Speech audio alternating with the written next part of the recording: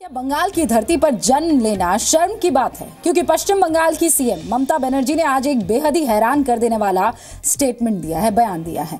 उन्होंने कहा, एक रैली के दौरान चौंका दिया ये कहकर कि मुझे शर्म आती है कि मैं इस धरती पर पैदा हुई।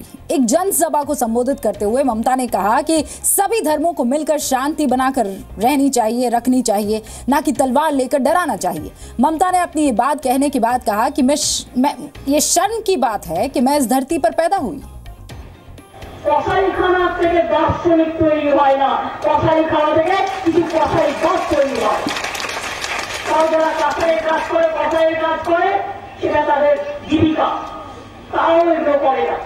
সুতরাং আজকে আমরা চিন্তার মধ্যে নয়, কিন্তু আমাদের দেখে খারাপ লাগে, লজ্জা লাগে। এই মাটিতে আমরা জন্মেছি, ভারতবর্ষের মাটি, সহনশীলতার মাটি, বাংলার মাটি, নবজাগরণের মাটি। মহারাষ্ট্রে ভয়ে চুপ থাকতে পারে, বিহার ভয়ে চুপ থাকতে পারে, উড়িষ্যা ভয়ে চুপ থাকতে পারে, বাংলা চুপ থাকবে না। তার জন্য যত কঠিন